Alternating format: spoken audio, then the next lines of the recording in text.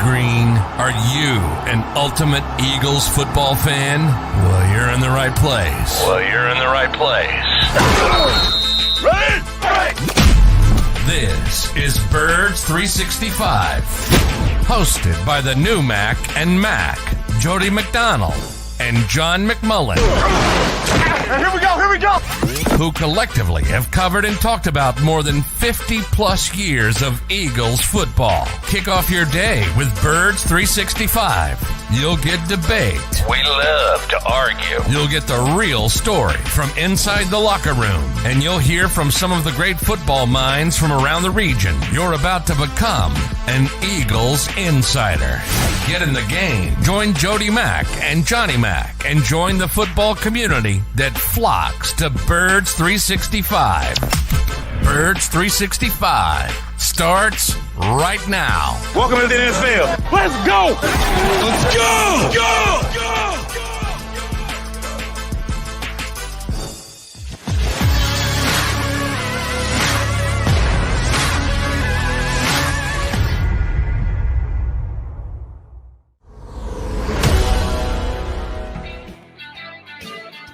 Welcome to a May Monday here on Birds 365 on the JAKIB Media YouTube channel.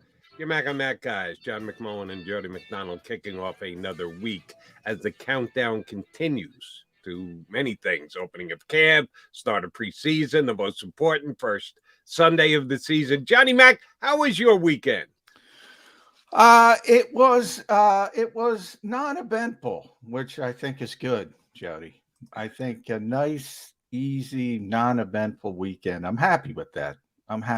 Jody. How was yours? It was not bad because there was a lot of sports on, and I had to talk about it on my national radio. A lot of Game 7s. Yeah. Game 7 galore. And once again, got to admit, even though I'm a football guy, I didn't catch any of the USFL. Did you? You watch any of that exciting action in the USFL this weekend? You know, I didn't. I think this is the first time I haven't caught at least a minute or two.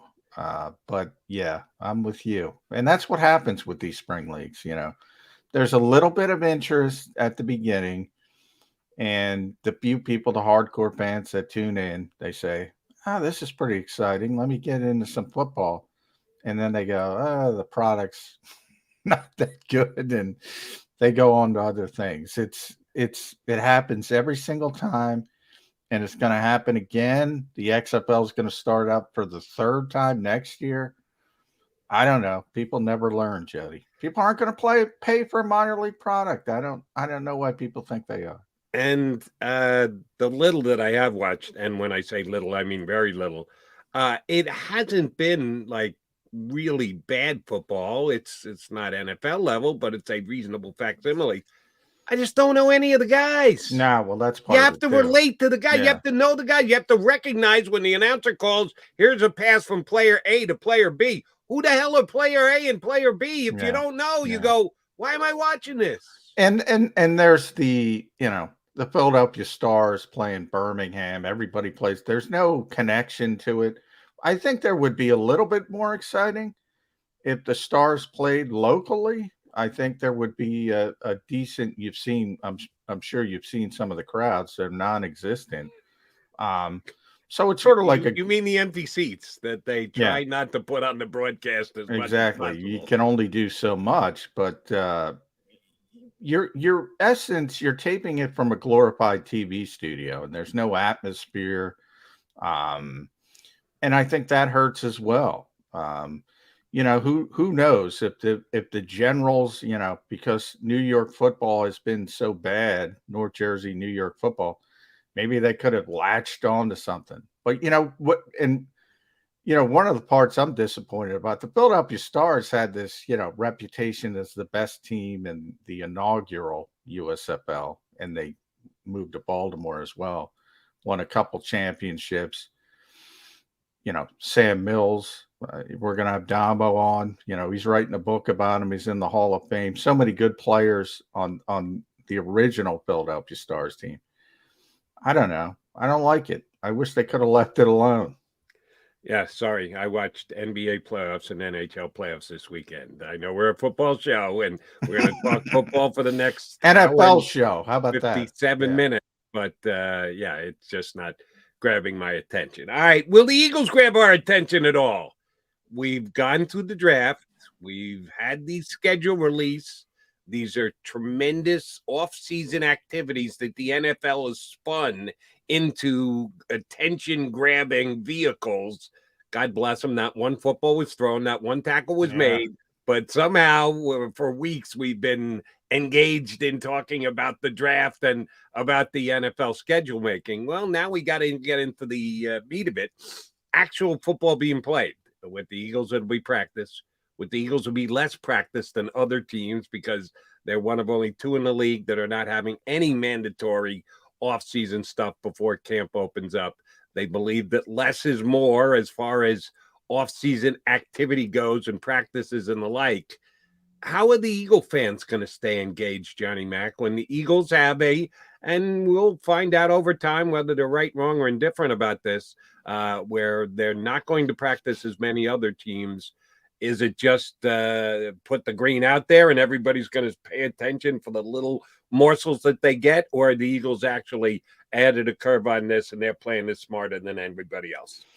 It's a good question. I've talked about a lot. I don't know. The sample size is way too small. Like, I think the Eagles immediately go to the conclusion that, hey, we were pretty healthy last year, as opposed to the previous couple seasons, and look what we did. We should continue this. I mean, that is, any data science person, analytics person, whatever, that's a really small sample size. I would chalk that up to luck more than anything else. But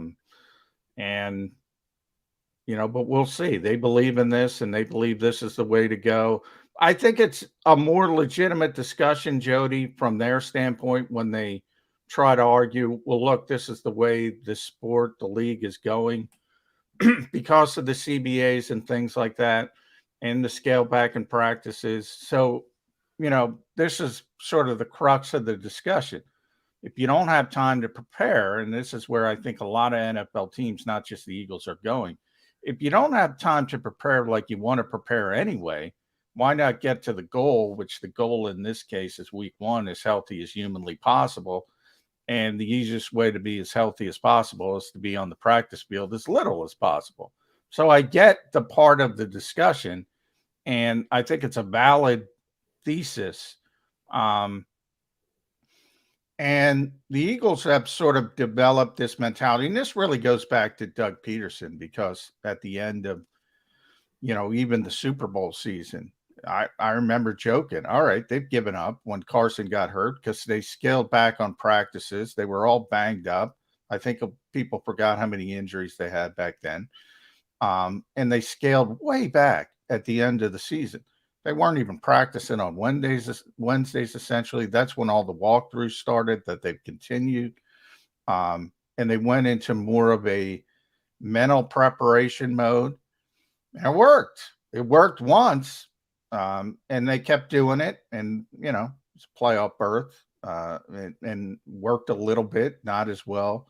And then, of course, the last season was kind of a disaster. I don't think it had to do with health or not practicing, or they just kind of, it was one of those years. The snowball started rolling down the hill. So I don't think the sample size is large enough to make definitive decisions, but I do think it's realistic to say, well, the old school Andy Reid 2 a day, Bill Parcells toughen people up, the callus theory, can't do it anyway. So why are you going to kill people, especially veteran players who need their legs later in the season? I think it's kind of valid. It's one of the reasons Jason Peters couldn't stand Chip Kelly, because Chip Kelly had this mentality of, 21-year-old kid gets treated the same as 36-year-old veteran who's been through the wars, which doesn't make sense either. So I see both sides of it. I don't know if there's a right answer. I think the right answer, as always in the NFL, Jody, talent. If you have more talent, it generally wins out no matter what you do, to be honest. That's the way it works here in Philadelphia. The talent does win out. But if you ask most Philadelphia fans, these are Eagle fans and the other teams in town's fan, oh, get your uniform dirty. That counts more Well, than yeah. talent actually does. That's just been a Philadelphia mindset for a long period of time. And speaking of mindset, I got to give the Eagles credit at least last year. And you take it back, rightfully so, to Doug Peterson, less of a practicer than Andy Reid, and maybe even more so going forward with Nick Sirianni. They did not have mandatory workouts last year. I thought that they specifically scaled back and took the word mandatory out of it to try and win over the players for Nick Sirianni. New coach coming in, never been a head coach before, had his less than stellar first press conference that I thought they said, we got to get a way to get the players on the coach's side. Let's lighten up on them. Let's give them non-mandatory work. Let them choose if they want to show up or not. They showed up in good numbers. I feared there were going to be too many veterans who are going to go, all right, you're not going to make it mandatory. Guess what? That's an extended summer vacation week for me. I'll see you guys in a couple weeks. But they didn't. They got guys to show up, whether it was for the coach's benefit or the player's benefit or for sports science benefit, for whatever reason. They did get enough guys to show up and just come in on their own accord, which was a good sign. And we should have maybe looked into that a little bit more and known, hey, these guys look like they're ready to have a season if they're showing up, even when they're not mandated to do so. Yeah, and I think that's sort of the way the Eagles have framed it. And I think it's valid, but I do think they draw, sort of the conclusion a little too easily. In other words, I've always thought if they still had mandatory minicamp, remember, you got to remember the environment last year, Jody. The Players Association was still wrangling about COVID protocols. So it was a big talking point from the Players Association about we still need these protocols. We still need this safety for our players league-wide, not just in Philadelphia. So there was this push from the union to get players to say, yeah, we're not going to show up for voluntary work. We need this to be healthy. We need this, blah, blah, blah. So I think if you take the COVID part of it out, which now it's out, I don't think there would have been a vast majority of players, not coming in or not working. In other words, I think 90% of that had to do with COVID, had to do with the pandemic, had to do with the union fighting for these particular protocols at that time. So I had no issue with it. Now they're gone for now, hopefully forever. The protocol part of it, from the player's perspective. Now, this year, if Nick Sirianni was the rookie head coach and he did the same thing and he had the bad first press conference, I don't think they would have skipped mandatory minicamp. I think they wouldn't have cared. They would have said, and I think the vast majority of players would have showed up. Maybe there's one or two. There's always one or two, shopping for sconces. Well, Kerry Williams dig, but the vast majority would have shown up and would have wanted to say, hey, we got a new coaching staff. We got to put our best foot forward, like always happens. It happens everywhere else in the league with the rookie head coach. They didn't have big problems either.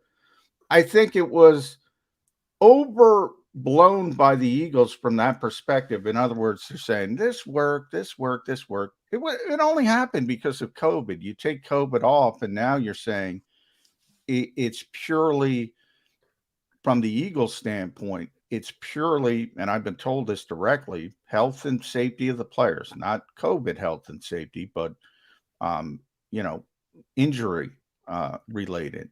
So that's what they're sort of hanging their hat on, but they're framing it like it was a big success last year. And I think last year there's a lot of context that's always left out of last year. To be determined. Then we'll see how it plays this year. I hope it plays, for the Eagles' sake, exactly the same. That comping them to the rest of the teams around the National Football League, their injuries are less severe. It may once again just be happenstance and coincidence, but they'll be able to make the argument, no, this is because we don't put our players at risk. we'll have to see how it plays out. All right, before we get our first guest up here, Paul Domwich of Philly Mag and the 33rd team's going to hop aboard. I haven't talked to Damo in a couple weeks. I do have one more Nick question for you. Not Nick Sirianni. That would be Saint Nick, the quarterback who took the Philadelphia Eagles to the Super Bowl. I always get nervous when that comes up. Well, but he's legitimately in the news. There was a report yesterday that Nick Foles, who was given his release by the Chicago Bears, free agent sitting out there, could be landing with a former Eagles coach. Yes, the Indianapolis Colts went out and got Matt Ryan, and don't kid yourself, he's going to be the starting quarterback. I hope they know in Indy that when you bring Nick Foles in, there will be a segment of your fan base that goes, hey, wait a minute, this guy won a Super Bowl. Why isn't he our starting quarterback? Get ready for that, Indianapolis. But Frank Reich might reach out and look to add a Nick Foles as his backup quarterback this year to Matt Ryan. The Colts believe they're back in the mix in that division. Tennessee traded their best wide receiver here to the Philadelphia Eagles. We'll see if Tennessee can be had in the AFC North.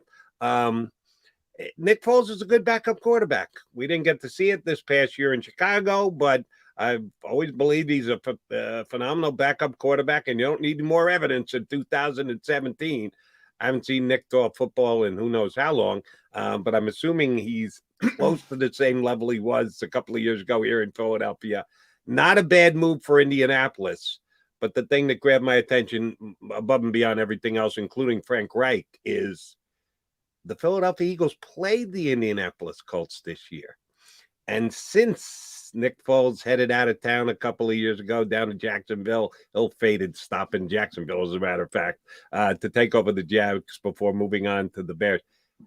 The Eagles haven't played Mr. Foles since. The schedule did not match up. Any Nick Foles quarterback team against the Philadelphia Eagles could very well play itself out this year. Unfortunately, that's a road game because we've got Doug Peterson coming back to town, Carson Wentz coming back to town. Nick Foles could be on a team the Eagles play, but that game's going to be in Indy. I was doing a show this weekend on WIP with my buddy Glenn Macnow, and he asked me about the reception the ex-Eagles would get back here in town. Nick Foles to the Colts as their backup quarterback. He going to step in and beat the Eagles this year coming off the bench. That'd be a great story, Jetty. But yeah, first of all, let me say this. I don't have any issue with any team bringing in Nick Foles as a backup quarterback, except this one. So 31 other teams, yeah, bring him in. Good backup quarterback. And you don't have the baggage and you don't have all the controversy it would start in any other city, even though he did win the Super Bowl. Nobody cares in Indianapolis, even with a former Eagles offensive coordinator. Nobody cares. So it's not that big of a deal. So, yeah, I'm with you. He's a good backup quarterback. Bring him in. And except here. Because, you know, the minute Jalen Hurts has a bad game, and by the way, the Eagles have a better backup quarterback right now. I think Gardner Minshew is one of the best backup quarterbacks, top 5 at least in the league. Nick would probably be in the top 10, I would say. But if you force me to pick who's a better backup right now, I would take Gardner Minshew. Yeah, I would take Nick Foles. That aside, you know, not in this town because, you know, maybe from a football standpoint, you could certainly argue it. I mean, Nick's accomplished more. I'm going more on projection age, things like that. But not in this town, Jody. I mean, the minute Jalen Hurts has a bad game, you know it better than anybody. You've been on the air in this market. I mean, you're inviting controversy. Now, it doesn't matter in any other city. They literally don't care. And it'll be about any other sort of starting quarterback, backup quarterback dynamic. So from that standpoint, I have no problem with any other team doing it. But this city, no, you can't do it. And by the way, even Nick Foles, the last time this came up, Nick said, I don't want to go back there. I don't want to go back there. So, but if he came and Matt Ryan got injured, beat the Eagles, that'd be a heck of a story. I would say that. Just making note of it here on Monday, May 16th, that in week 11, when the Eagles go to Indianapolis, if Nick Foles either gets the nod because Ryan is injured or comes off the bench because Ryan goes down, it'll be the first time since he left town that Nick Foles got to play against the Philadelphia Eagles. It'll be a nice, easy Monday, Birds 365 thereafter, because we know what the conversation would be about. All right, we're pretty sure we know we want to talk about with our next guest, schedule, upgrade, James Bradbury. Oh, yes, I'm going to beat that drum again today with our next guest. Paul Domwich from Philly Magazine and also the 33rdteam.com going to jump aboard here on Birds 365.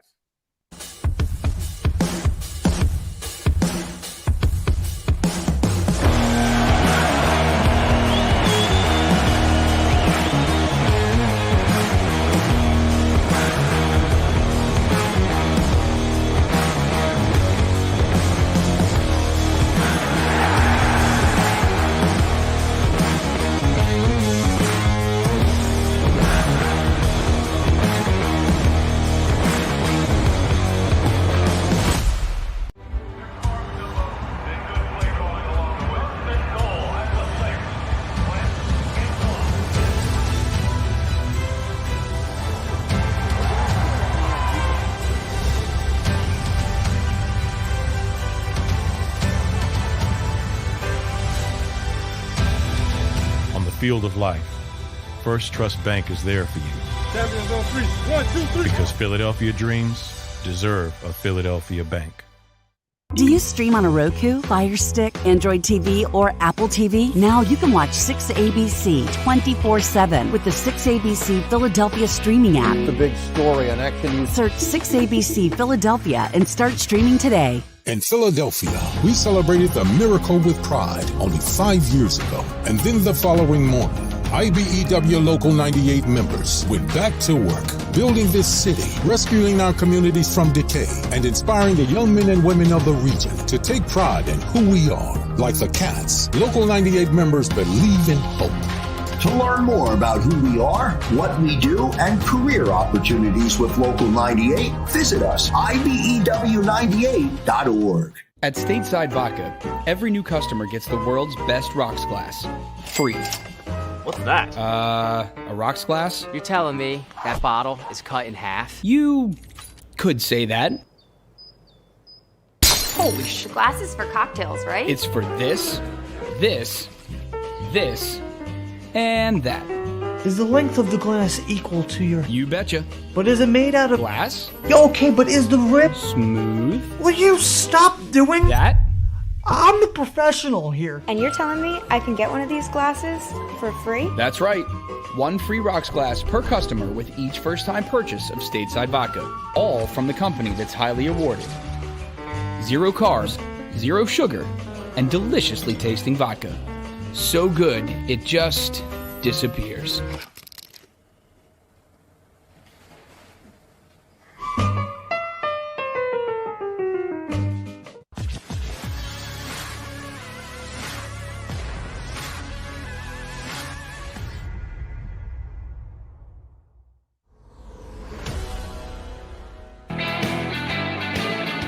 Appreciate you streaming on in here on the JAKIB Media YouTube channel. John McMullen, Jody McDonald, Birds 365. Joined by one of our faves from the 33rdteam.com, former Daily News, Eagles beat writer forever, and all-around knowledgeable football guy. And well-dressed guy today, we must add to the list, Paul Domwich, looking very Andy Reid-like. What had you grabbing that shirt out of the closet today, Domo? It's going to be a warm week. Yeah, finally we're here. You sure about this? Wait a minute. I got 2 weathermen with me. You're sure it's going to be nice? Because every week I thought it was going to be nice so far this year. At some point, the hawkers come in, and I'm going around picking up downed limbs in my backyard. You're sure? Both you guys are sure it's going to be nice all week?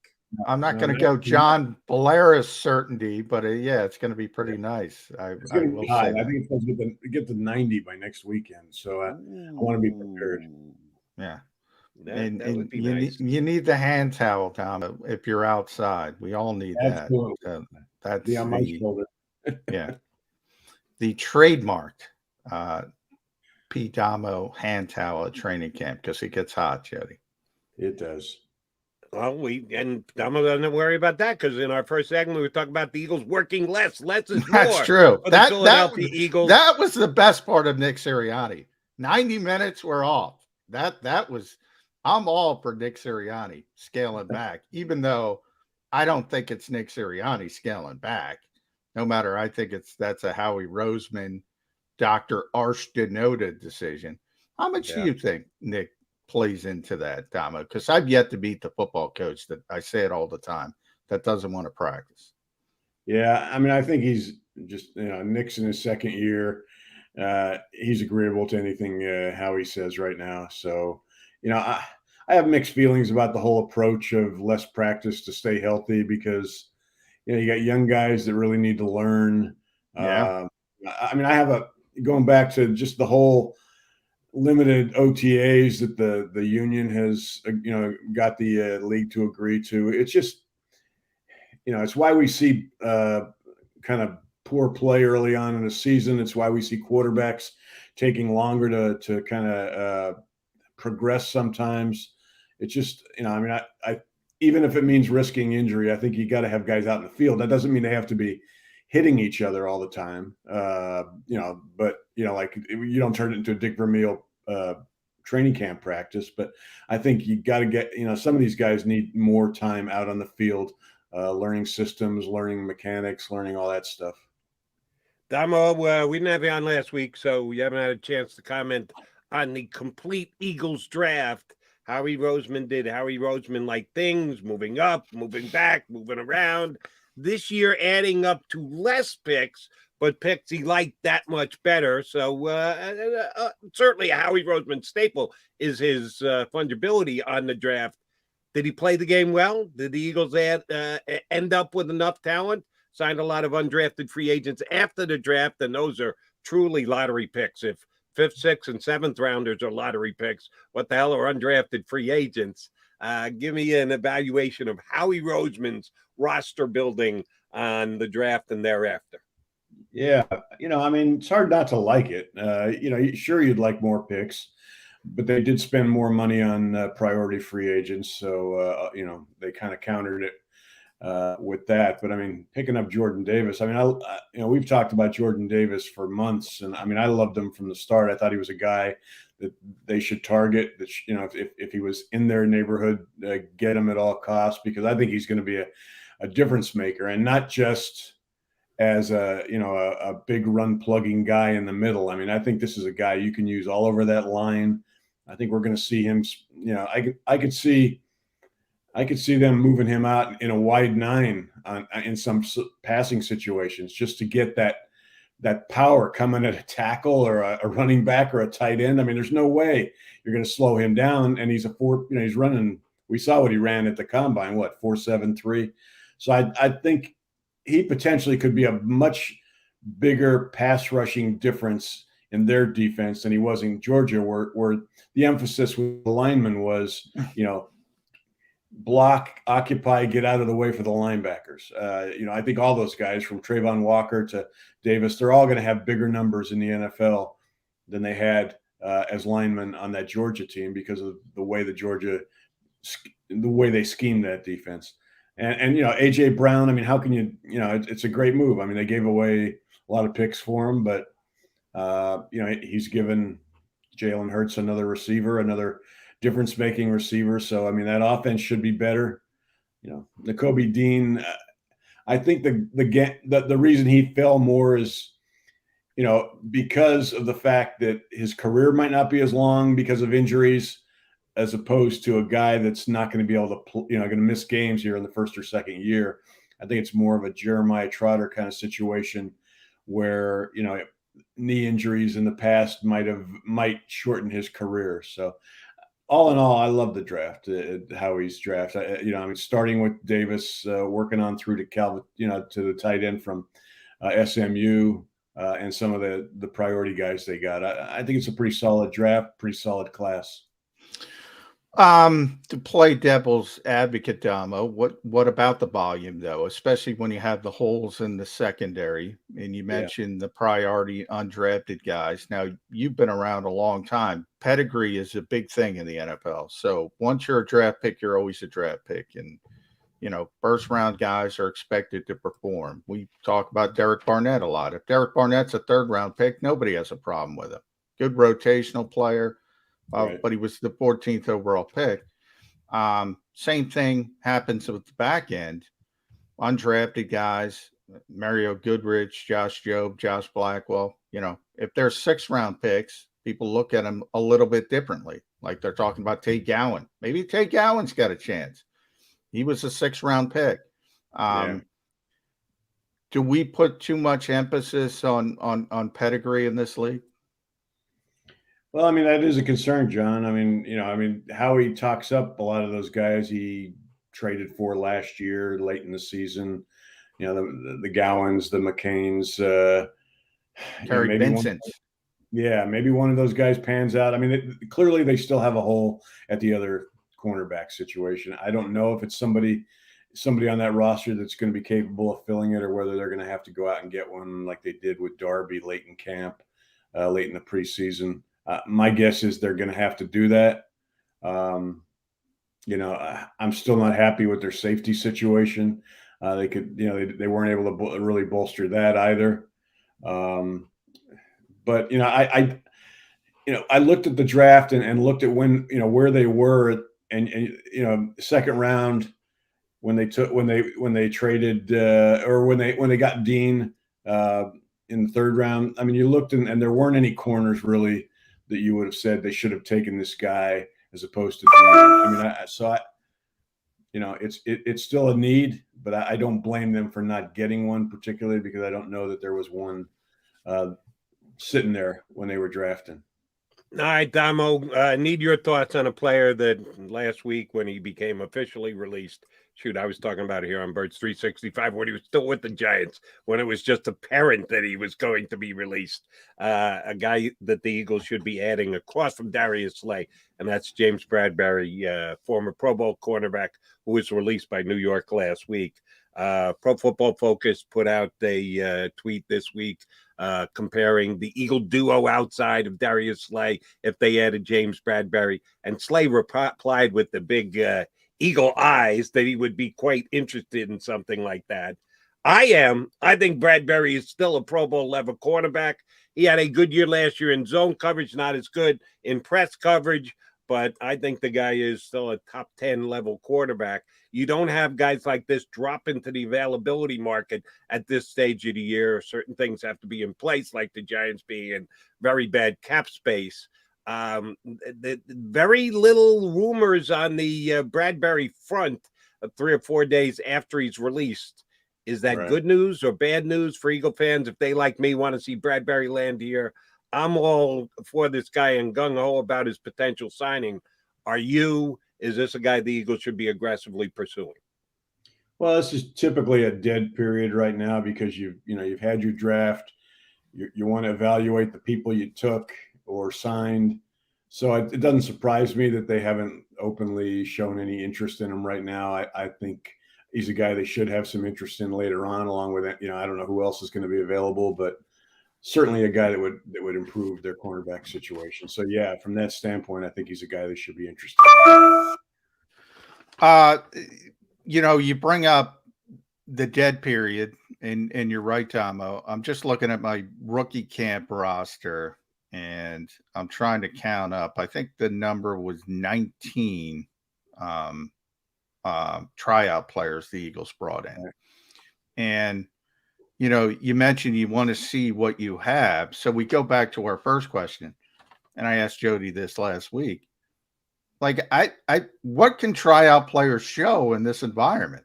Like, they're not doing anything. So I'm saying, and once in a while these guys show up and do something, and it's a long shot, but you had that ability in the old environment where you can go in and have a rookie camp and say, this guy deserves a chance. And both of us have seen that many times over the years.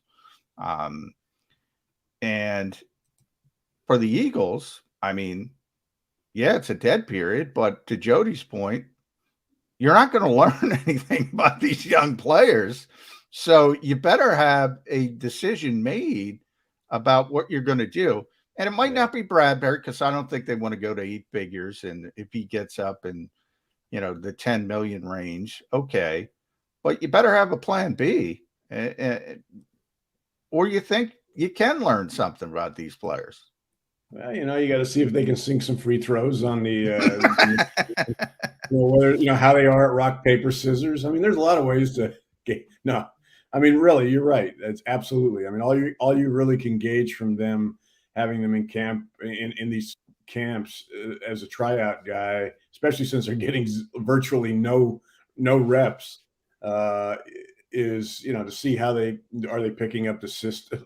Do they look like they're gonna, they're pretty quick at picking up systems. You're basically reading them. I mean, you're not learning anything you didn't already know about their playing ability. So again, that's one of the things that just is very difficult in this new environment of less is more. All right, Dom, I want to get your take on the Eagles schedule. I know we probably overhype this and over publicize it because, shoot, as soon as the season's over, we know who the Eagles are going to be playing the next year. It's done by a formula. We just don't know the date, the times that the game's going to be played. Well, we got that last week. Some primetime consideration for the Eagles, more so than the previous year. A couple of primetime games. The way the schedule lays out, early seems relatively easy, which means they can get off to a fast start, unlike last year, which was a slow start, and then came on to be able to make the playoffs and have a winning record. What do you think of the layout of the Eagles schedule? I think it's very favorable. I mean, like you said, we knew who they were playing. We knew they had, along with the rest of the NFC East, the easy, one of the 4 easiest schedules in the NFL, strength of schedule wise. But it's laid out very nice for them. I mean, this is a team that doesn't need to feel its way. I mean, it's most of these guys, including Hurts, have some experience now, so they can hit the ground running. They got a schedule with Detroit, Washington, Jacksonville. I mean, other than Arizona and Dallas in that first group, they could be, 7-2 and 8-1 when they get to November. And there's a 3 games, a real test is going to be they've had on the road with Indy, Green Bay, and Tennessee. I mean, those 3 games are going to be toughest part of their schedule, other than the Dallas games. So, it lays out really well for them to do what they didn't do last year. I mean, last year they had to play catch up, win at the end. This schedule sets them up to take the lead, gain some confidence, and, have everybody else eat their dust. Whether that happens, I don't know. But, I like their schedule. Now, Warren Sharp from sharpfootball.com and Peter King had this in his column this morning, Damo. And by the way, Warren has worked for the Eagles as a consultant. So I put that out there. But he came out, he grinded all the work that he does. And he does one of the best jobs when it comes to strength of schedule, because you and I know you can't go on last year's records. Yeah, it's NFC East for a reason, all 4 of those teams, because they play the same division. So that's why they're all clustered. So Warren does a good job with it. So he came up with 21 teams playing either 0 or 1 short week road game, which the NFL tries to do that. The Eagles play 4. Week 3 in Washington, coming off a Monday night home game. Week 9 in Houston on a Thursday night, which is a bad football team, but that's a really bad trip on a Thursday, Dama, to go down to South Texas on a week with no preparation. Week 11 in Indianapolis, when Jody has already made the assumption Nick Foles is going to come back to haunt the Eagles on a Monday night home game. And week 16 in Dallas on a Saturday, which a lot of people have a short week because it's Christmas Eve. And that's the end of a 3-game road trip, which is really difficult for that spot to play your toughest rival and arguably the best team in the division. when you start to unpeel the onion a little bit like Warren did, is it a little bit tougher than maybe it looks at when you just say, oh, this team's bad, this team's bad, this team's bad? I mean, I guess it makes it more challenging, puts a little bit more pressure on Nick to prepare faster and to come up with a plan for making sure these guys recuperate quicker than they did. But I mean, everybody's using the same techniques now with regard to recovery. So I don't think that's going to be a problem. They've got a, you know, they're a fairly young team. So, you know, from the standpoint of physical recovery, I don't think it's going to be a problem. I guess it's a little bit more challenging. I don't know what the numbers are on, you know, wins and losses you know, playing a road game on them after a Monday night. You know, it's not as good as playing on a Sunday, I'm sure, but it still comes down to who you're playing and when you're playing them. So I don't think it changes that much. I still think they've got a pretty good schedule. And here's the reason why, and I saw that note in Peter King's column, which was attention grabbing. Damn, they got 4, and it's more than half of the league that have none or one. That did kind of jump out. But here's the reason why I don't put too much emphasis on that. Yeah, the Eagles are playing in a shortened week. So is the opposition. It's not like they're on a short week and the other team got 2 extra days rest. No, it's short week for both teams. Anytime you play a short week. But they're on the road. So he made that, you know, that was the big part of it. Short week road game versus, you know, short week home game. So No, it's a little bit different. I still go back to, you know, one of their more memorable wins was that Thursday night Green Bay road win. 2018, was that the year after the Super Bowl? Or anyway, you know, that was that the infamous why didn't we pass the ball more? Jeff Lurie to Doug Peterson game that you're referring to? No, I mean they ended up winning that game. Yeah. You know, that was another one, but yeah, Jeffrey. The problem with short weeks is it comes down to specifics and mainly injuries. I mean, if you're a team that's completely healthy, short week is not a problem. It's like a pebble on a highway. You know, if your offensive line has got 3 guys with you know, hamstrings or shoulder problems, you know, then you could use that extra time. So, or concussion protocols, you know, you get a tough time getting cleared for a Thursday game versus a Sunday game. Or even the extra day, Monday versus Sunday. So just a little nugget to throw out there. I do think, you know, Warren does a good job with the strength of schedule stuff. So he tends to uncover these sort of things. And obviously he has been a consultant to the Eagles. I don't know if he still is. We've had him on the show, Jody. He does a tremendous job. But I did want to bring that up. As a whole, I want to talk about the Cowboys on the schedule, Tom. I think there's good and bad to it. The bad I kind of mentioned. Late in the season, Christmas Eve, you got to go down to Dallas. And, oh, by the way, it's the 3rd game of a 3-game road trip. Now, the first 2 aren't that difficult, the Giants and the Bears, who look like 2 really bad football teams. But still, you don't want to play on the road. And then you have the holiday part thrown in. Nobody's happy except with Jerry's, you know, he's going to put a good spread out, at least for everybody at Dallas. But it's a tough spot. The good part is, and Jody and I have talked about this a lot, too often in recent seasons, late in the year, the Cowboys have played the Eagles, and it hasn't been meaningful because one or the other hasn't needed the game. So at least from that standpoint, it's exciting that we're going to have Cowboys-Eagles football that means something both games this year. You would hope.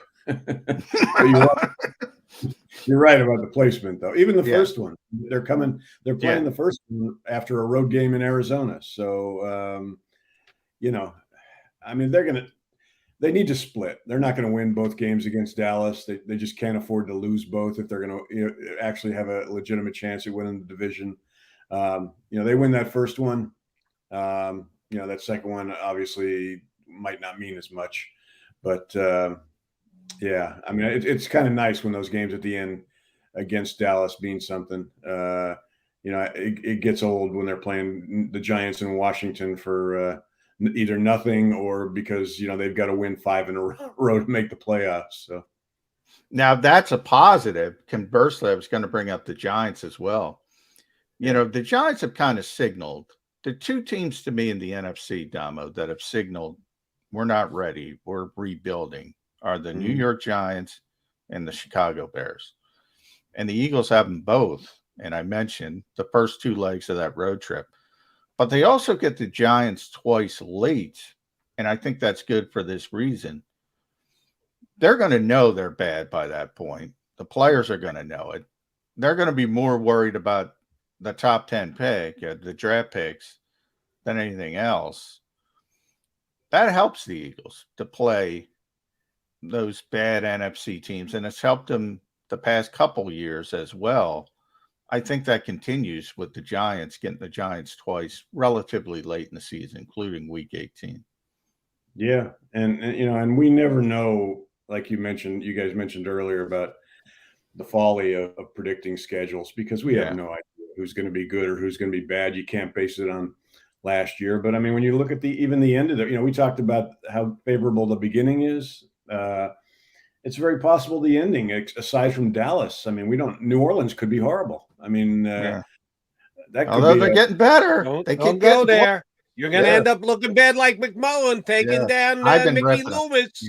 9-7, same exact as the Eagles last year. And they've added the Honey Badger and Jarvis Landry. Don't be bad-mouthing the Saints, Tom. You look bad. I know. I still want to see what happens at quarterback, but yeah, you're right. Oh, you know who might be their quarterback? That Breeze guy. He got fired this week by NBC. He's got nothing else to do during the weekends this upcoming fall. He might go back and play some QB for his old team. They're caught up in the Joe Banner trademark big name trap. That's what Joe calls it. Big name trap. That's what the Saints are caught up in. I hope Drew comes out of it. You mean like Von Miller? That acquisition by the Rams this past year? Big name. Oh, that worked okay for them. Yeah, he was all right. He was Aaron Donald was a bigger deal. You're tough, Jody. You're tough. Yeah. It works occasionally. It works. Does. It worked for the Broncos and Peyton Manning. That worked. Will it work for Washington? Yeah. I don't know if it works for Washington. I think that the OBJ guy played okay for the Rams before he got hurt in the Super Bowl, too. It was another big name addition by the world champion St. Louis Rams. They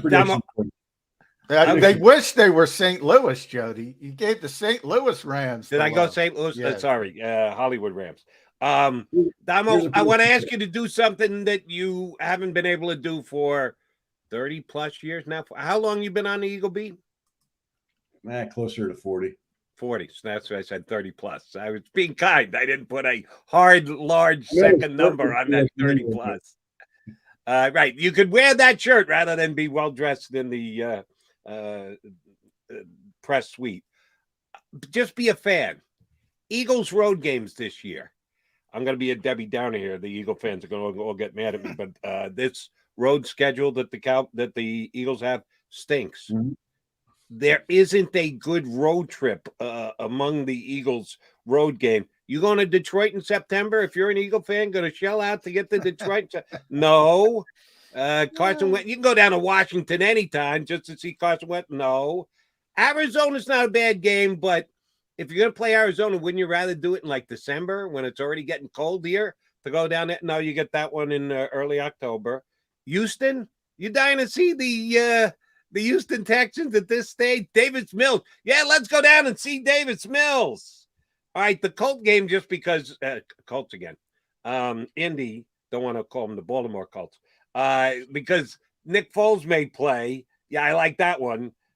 Giants, Chicago. John just wrote them off for the entire season. They're not even trying. Yeah. And then Dallas at the end of the year is Christmas Eve. You want to spend Christmas Eve in Dallas? I look at this. When are the Eagles going to take it on the road? They got one of the best traveling fan bases in the entire National Football League. You as the leader of the Eagles road trip, Damo, which game you picking to go to?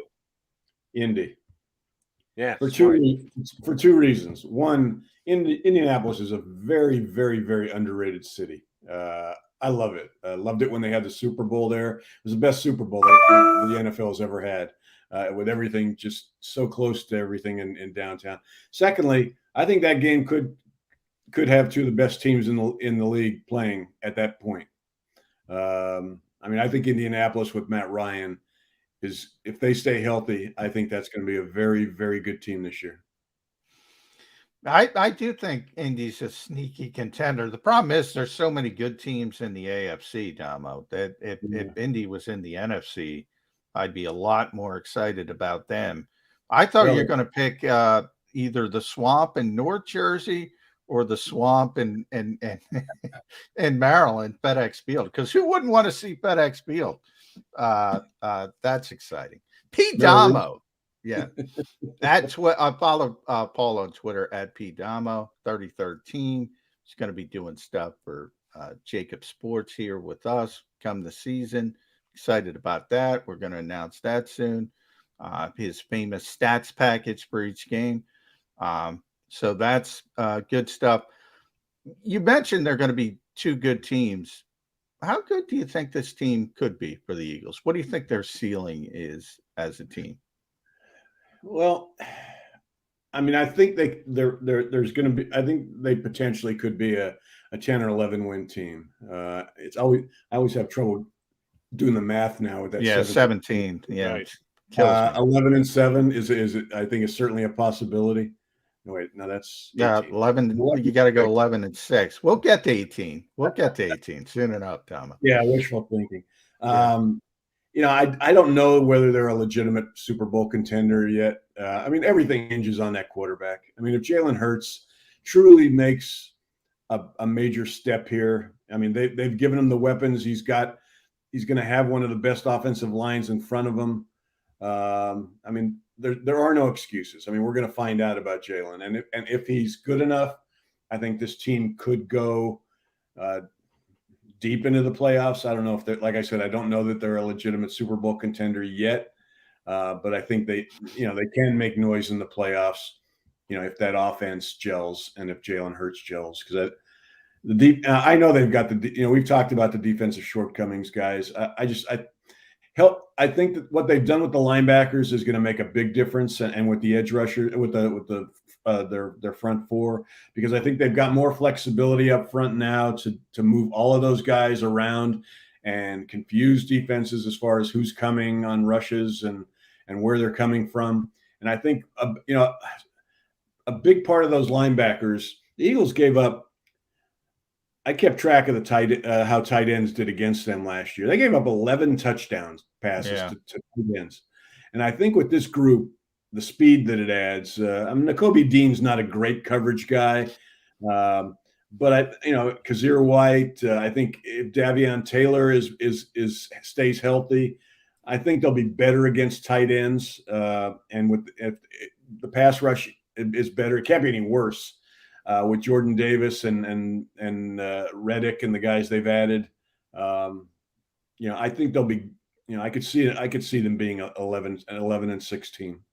Well, I think you guys are underestimating the loss of Zach Pascal elevating the Indianapolis Colts. I don't know how they're going to be able to get along without Zach. But be careful. Zach already blocked me because of you, Jody. Jody got me blocked by Zach Pascal. Yeah. Wow. Sorry, John, and sorry, Zach. Don't care. I have my evaluation of Zach Pascal until he shows up. By the way, I'm just blaming it on Jody. I have no idea if it was Jody. It was probably me. No, I don't. Feel free to drop it in my lap, John, because I don't care. I don't care if Zach Pascal blocked me. I wouldn't know if Zach Pascal blocked me. Don't care. I'm giving you my evaluation of what he does bring to the field. We'll find out what he does here. It's the Eagles now. At one point, he was their wide receiver 3. Now he's their wide receiver 4. Let me finish there with an A.J. Brown question. Gets the big payday. Happy to be here. And I didn't know this until the Eagles started to presume that he and Jalen Hurts are this tight, that they've been boys for years and that they work out together during the offseason. Now they're working out as teammates. Good for them. the Eagles last year were the most dedicated running team in the National Football League. We believe out of necessity more than actual philosophy, and we think that's going to change this year. Going to throw the ball that much more. Is A.J. Brown going to be happy with his targets? He's coming in here. He's wide receiver 1. We know that, but Devonta Smith is that good, and he may just be able to equal and or surpass an A.J. Brown this year. Dallas Goedert got his payday last year. They're going to want to get him the ball. The Eagles are effective running it. Are they going to have the right balance this year? Do you think Nick Sirianni's got it laid out exactly what is best for him as far as run-pass ratio goes going into the season? Well, I don't think we're going to see what we saw last year, because I don't think you can win long-term and win on a big scale with that heavy a running game. And I don't think it helps Jalen. I think there's going to be more balance. Whether A.J. Brown is happy, you didn't even mention Dallas Goedert or the running backs, which are going to get more throws. But I don't think he's going to make a lot of noise in his first year, especially since he likes the quarterback. So I think Nick's going to find a pretty good balance. I think he's still going to lean heavy on the run. And a guy I really like that I think is going to end up maybe being a factor is a guy they signed as an undrafted free agent, Kennedy Brooks. Come on, that's your wife, Dombo. That's Oklahoma. She's gotten in your ear. We know that. Absolutely. But the kids, I watched the kid play a lot. He's a good power back. I mean, he's not particularly fast, but they need somebody with Gainwell and Sanders who's going to get the hard yards inside. So, but to get to your question, I think that they're going to run less, but there'll still be a team that's going to emphasize the run. And how I think he's also going to gauge how Jalen does as far as how comfortable he is with the passing game. I mean, that's why they went into the run game shell last year, because they had to take the pressure off Jalen. He was struggling. So if they come out and he's throwing the ball great and he's hitting these guys that he loves, they'll do more of it. If he's struggling, then they go back to the run game. I think that having the line they do gives them the versatility to do whatever they want to do. Damo, great stuff. We appreciate it whenever you hop aboard. Feel free to keep that wardrobe coming. Next time we get John, see if he's got another in the Andy Reid collection, since Damo and John both said it's going to be beautiful this week. Over 90 every single hot. day. I don't know, people who don't like hot. So beautiful. Yeah, it's going to rain like hell later today, so cover your head. Damo, thanks, buddy. Appreciate you hopping on board. Paul Domowitz from the 33rd team, and going to be part of the new online section of JAKIB Media, JAKIB Sports. Details yet to come on that one. John McMullen, Jody McDonald here with you on Birds 365. Got a good guest in hour number 2 as well. Matt Verderam from Fansided.com, NFL writer, is going to jump aboard. We'll talk about the league and certainly some Eagles. Matt Verderam next hour. But Johnny Mac and I coming back right here on Birds 365.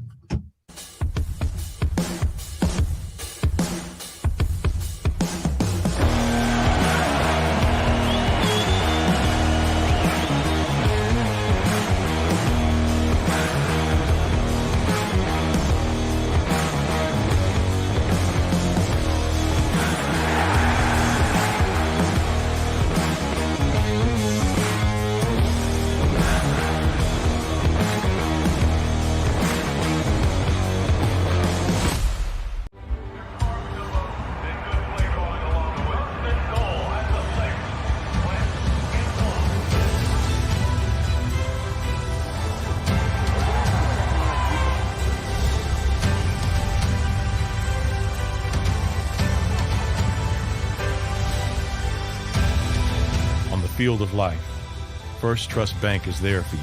Champions on 3. 1, 2, 3. Because Philadelphia dreams deserve a Philadelphia bank. At Action News, we cherish every moment, and it's our profound responsibility to bring you closer to your world. Never miss a moment. Trust the people at Action News. In Philadelphia, we celebrated the miracle with pride only 5 years ago. And then the following morning, IBEW Local 98 members went back to work, building this city, rescuing our communities from decay, and inspiring the young men and women of the region to take pride in who we are. Like the Cats, Local 98 members believe in hope. To learn more about who we are, what we do, and career opportunities with Local 98, visit us, IBEW98.org. All right, did you know I was the Mommy Slam Dunk Champion? Really? Yes, really don't sound so surprised. Let's see it. Oh, you're ready. All right, here we go. Let's hear the crowd. So go to right, I go to left, fake a mom. Mama, go up, mama! She did it. Again? You can't avoid gravity, but United Healthcare can help you avoid financial surprises by helping you compare costs and doctor quality ratings. United Healthcare. Uh-huh. At Stateside Vodka, every new customer gets the world's best rocks glass. Free. You're telling me that bottle is cut in half? You could say that.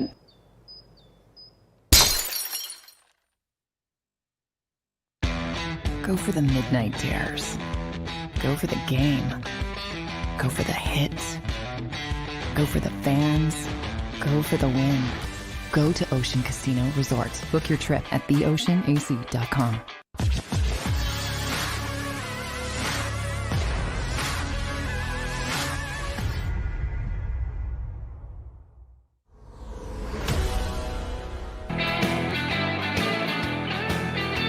John McMullen and Jody McDonald here with you on Birds 365, hour number 2, rolling your way on a May Monday.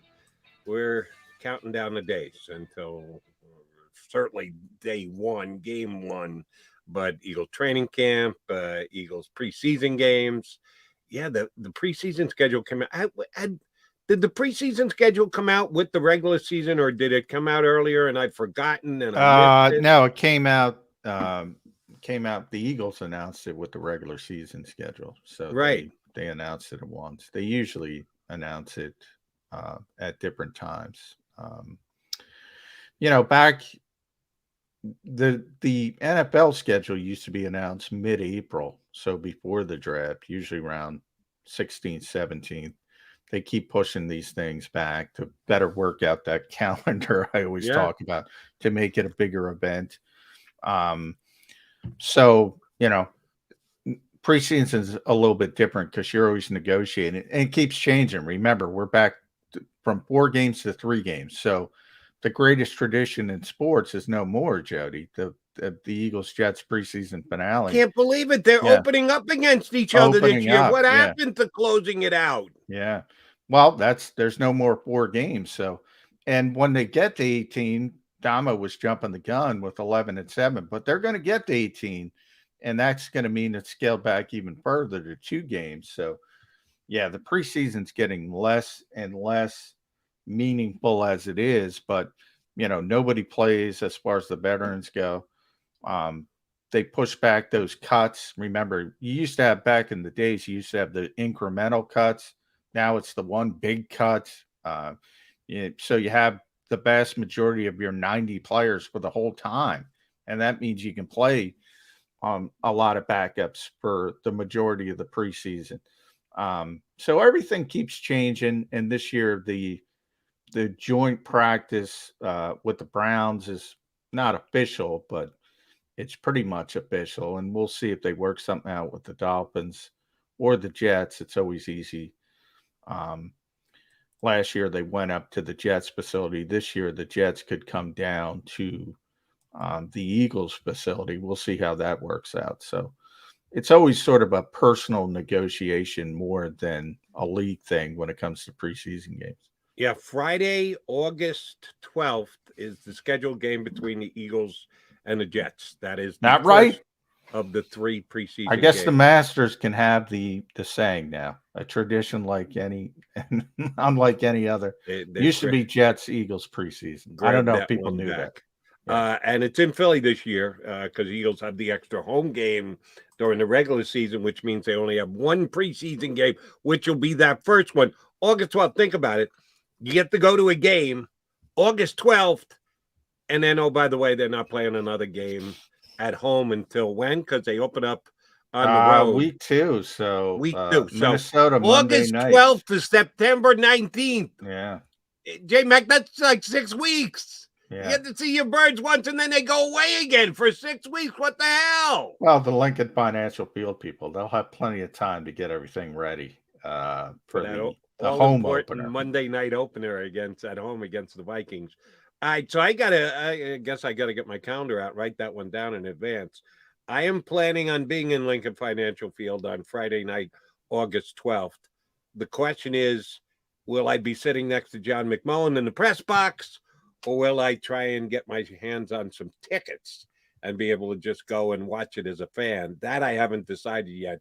But I think you can get tickets, but right. Yeah. Preseason tickets are not the toughest get on the face of the planet. Yeah. So I'll probably lean in that direction, but I could go. I haven't been up in the press box in years. I used to be there every single week when I was the host of the Eagles pregame radio host in the early mornings when we started well before the 1 o'clock kickoffs, getting breakfast in the press box. I haven't been up there in a long time, so maybe I should make an appearance up there. That's to be determined. All right, Johnny Mac, I got to ask you a couple of over/under numbers. I was on a couple of wagering websites this past weekend, and NFL Futures was one of the things I wanted to check out. And almost across the board, I think I saw one that had it at 9, but almost across the board, every website has the Eagles over/under number of wins this year at 8.5. Yeah, I saw that. A little low to me, Jody. It absolutely is low. They won 9 games last year. They punted their last regular season game and threw the JV out there against the Dallas Cowboys. Maybe they could have won 10, but they surely had no shot with the lineup they put out there. To me, they're an improved team. They've got a better roster. Second-year coach, another year for the quarterback. Not saying they're winning 13 games, but how do they come back a half a game less this year than what they achieved last year when, even if you believe that I told you I did a show with my buddy and our guest from Friday when it was a triple Mac attack, Glenn Macnow, Sunday on WIP. He said it with us here on Friday, and then he said it on Sunday as well. I guess he's going with it all year. He calls the football squad from Washington the commies. And yeah, I'm as much of a flippant guy as anybody else, but I'm not going to go there. But Macnow is, more power to him. Even if you believe the football team from Washington, formerly the Redskins, maybe you now call them the commies. The commies. The Commodores. The Commanders. But they could be, we could call them the Commodores too. Yeah, we can call them anything we want. That's the beauty of this. Even if you believe they're better, why with Carson Wentz at quarterback? I don't know. The Giants, new coach, new general manager, but they're losing talent rather than adding talent. I don't know how you make the argument that the Giants have actually gotten better. Why are the Eagles only at 8.5 on an over/under? Quarterback. The quarterback was the same, right? The quarterback hasn't changed. Yeah, he won 9 games. The team led by Jalen Hurts won 9 games last year. I'm talking about the belief in the quarterback. So, it's more of a national thing. And we're going to have Matt Bergeram on in a little bit. And I noticed, and Godspeed to Matt for this, he did the old 272 regular season games. Does it every year. And he picked every single one of them. So I was looking at week 1 just real quick. Take a look at it. He's got the Lions beating the Eagles 27-24, I think he had. I don't agree, but we'll ask him. But I will say it's a difficult spot than if you're, and I've already said this, than if you're playing the Lions in week 11 when they know they're bad. They're going to be hyped up. It's the home opener for them. There's going to be one fans are jacked up about. It's going to be that one. It's going to be more difficult than Eagles fans expect. But to get back to your point, and by the way, I think that number's low. I think it's a good opportunity to people to go make some money because I got the Eagles at 10 or 11 wins, early in the process. Damo had him at 11. I think you had him at 11 on Friday. I think they're better than that. I think there's an opportunity, but a lot of national people don't believe in the quarterback. And if you don't believe in the quarterback and you think people are going to adjust to him, and you mentioned he was able to be a playoff quarterback. Yeah, but one thing I always say about the NFL, now you've heard this cliche, everybody's heard this cliche, Jody. It's a copycat league, right? But it's a slow moving copycat league. So, and I've seen it with a lot of quarterbacks over the years. One defensive coordinator figures out, all right, this is what you do to stop this particular quarterback. And then everybody is sort of on a lag, and they look at that film and they start adjusting. The point is there's adjustments. So, you got to keep evolving as a quarterback as well. And look, there are people in Philadelphia locally, I think, are very hopeful. I know the Eagles are very hopeful that Jalen Hurts improves. There's a lot of people nationally that think he's not a top tier quarterback. And I think that affects numbers like that. That's my reasoning for it. I think it's an opportunity for fans to bet on their favorite team and win some money. I'm going up to Parks on Friday for handicapping seminar for the Preakness this Saturday, coming up at Pimlico down in Baltimore. I might have to step by and put because that's one. If you're going to bet a future bet, you want to have a ticket, because then you got it all year. Because you're not going to get paid on it. You're not going to get any action on it. You're making a bet on a Sunday 5 minutes before kickoff. You put it on your phone. You know you're going to get it the result 3 hours and change later. If you're going to buy a futures ticket, a bet that you're not going to find out whether you're a winner or a loser for 6 months, yeah, I actually like to have a ticket. So I might go into the wagering outlet up at Parks if I'm going to put some money on the Eagles on over, which I absolutely am. I can't believe they're only 8.5. I think it should be at a minimum 9, if not 9.5. So I think that's a plus. It's plus 125 or 130 or something like that, at least on the Parks app. So you got to give a little juice, because it does look like an Eagles over wager, but I would be willing to do that. Doesn't matter once you cash. So I'm leaning toward that. All right, want to give you another over under as well for the upcoming season.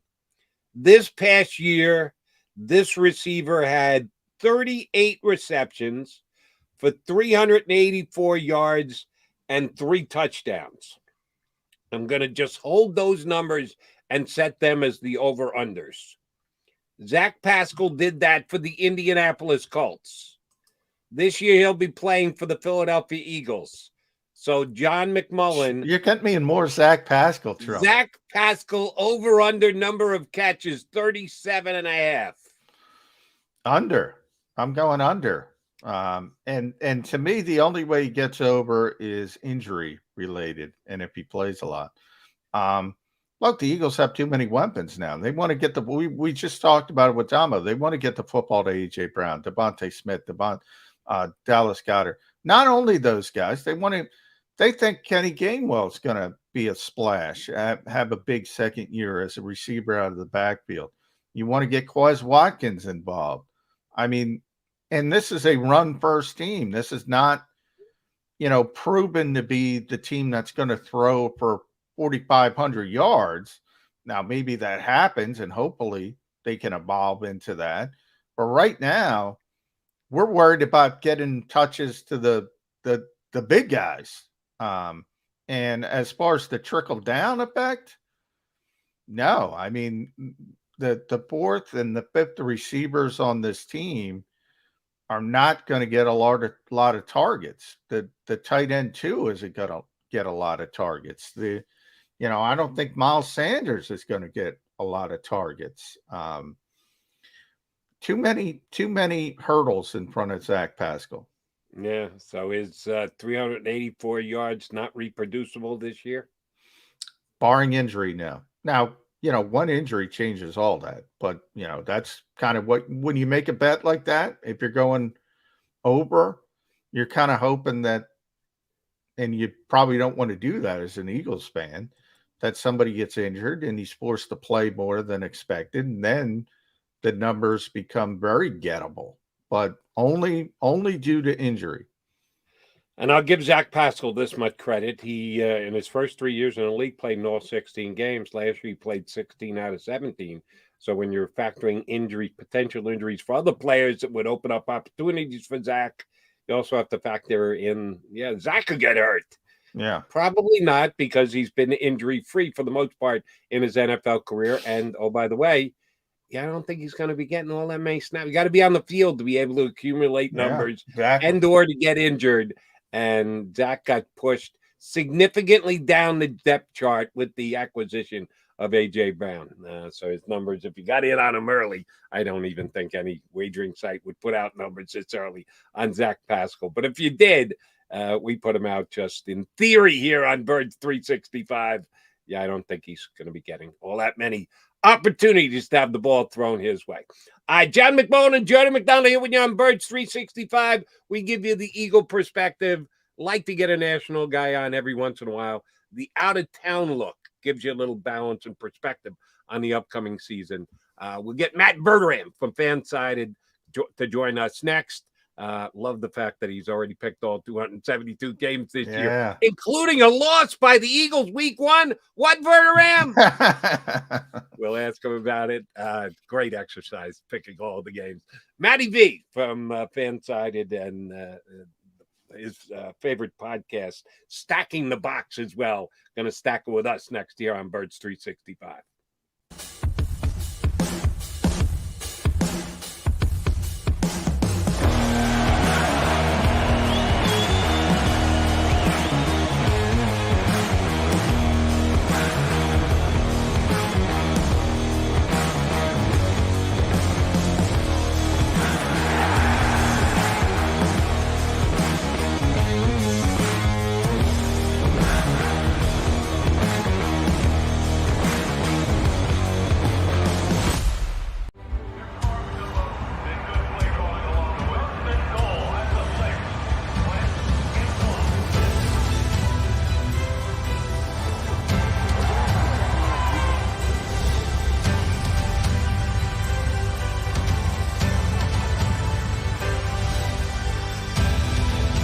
Field of life, First Trust Bank is there for you. Champions on 3. 1, 2, 3. Because Philadelphia dreams deserve a Philadelphia bank. At Action News, we cherish every moment, and it's our profound responsibility to bring you closer to your world. Never miss a moment. Trust the people at Action News. In Philadelphia, we celebrated the miracle with pride only 5 years ago. And then the following morning, IBEW Local 98 members went back to work, building this city, rescuing our communities from decay, and inspiring the young men and women of the region to take pride in who we are. Like the Cats, Local 98 members believe in hope. To learn more about who we are, what we do, and career opportunities with Local 98, visit us, IBEW98.org. All right, did you know I was the Mommy Slam Dunk Champion? Really? Yes, really, don't sound so surprised. Let's see it. Oh, you're ready. All right, here we go. Let's hear the crowd. So go to right, I go to left, fake 'em out. Mama, go up, mama! She did it. Again? You can't avoid gravity, but United Healthcare can help you avoid financial surprises by helping you compare costs and doctor quality ratings. United Healthcare. At Stateside Vodka, every new customer gets the world's best rocks glass, free. You're telling me that bottle is cut in half? You could say that.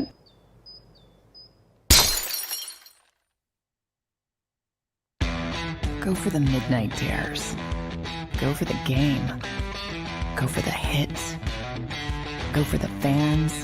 Go for the win. Go to Ocean Casino Resort. Book your trip at theoceanac.com.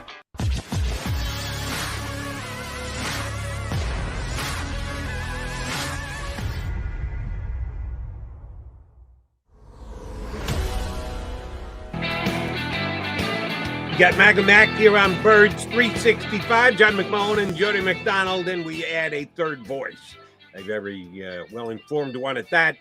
He covers the entire National Football League for Fanside.com and is Stacking the Box podcast with one of the best football podcasts out there. Matt Verderam joins us here on Birds 365. Maybe you know you took a vacay week after the draft and then had to come home and pick all 272 games you for needed the upcoming NFL season. All right, do you need vacation again now? I have a 6-week-old daughter, so yeah, I need vacation for like the next 5 years. Well, you won't get one until at least 18, so get used to it. But